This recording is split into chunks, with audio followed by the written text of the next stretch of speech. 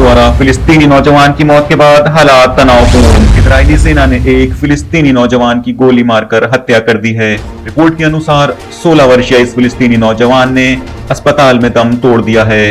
West Bank के रफीदी अस्पताल के मेडिकल स्टाफ ने अहमद बनी शंसा की शहादत की खबर देते हुए कहा कि 16 वर्षीय फिलिस्तीनी नौजवान ने अस्पताल में दम तोड़ दिया है। अस्पताल के अधिकारियों ने कहा कि आज सुबह 16 वर्षीय अहमद बनी शमशा को इजरायली सेना की गोली से गंभीर रूप से घायल होने के बाद अस्पताल में भर्ती किया गया था। फिलिस्तीन की सफा समाचार एजेंसी के अनुसार नाबुल्स के दक्षिण में बीता शहर में कल हुई झड़पों के दौरान बनी शमशा गंभीर रूप से घायल हो गया था। गौरतलब है कि कल भी इजरायली सैनिकों ने एक फिलिस्तीनी महिला को सड़क पर डाल दिया था तथा इलाज न मिलने के कारण उस महिला की भी मौत हो गई थी। देखते रहिए विलायत न्यूज और ताजा अपडेट्स पाने के लिए हमें सब्सक्राइब करिए।